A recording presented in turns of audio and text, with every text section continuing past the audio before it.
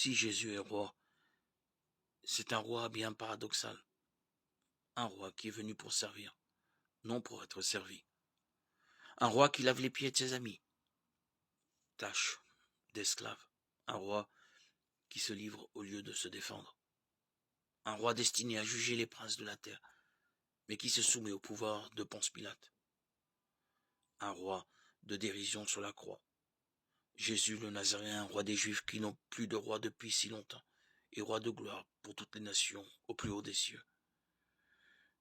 Et pour nous, ses disciples, que veut dire la royauté du Christ? Le jour de notre baptême, chacun de nous a été établi prêtre, prophète et roi pour marcher à sa suite. Comment exerçons-nous cette royauté que nous tenons de notre appartenance au Christ? Nous sommes appelés à régner de la même manière que lui, dans un esprit d'humilité et de service.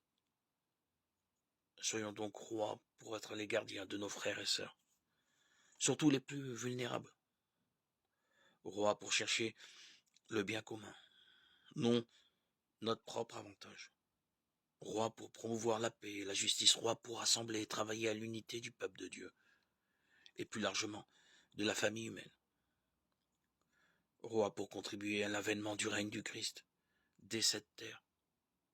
Roi pour assumer nos responsabilités familiales, professionnelles. Roi pour être attentif à faire grandir les talents et les charismes de ceux qui nous sont confiés.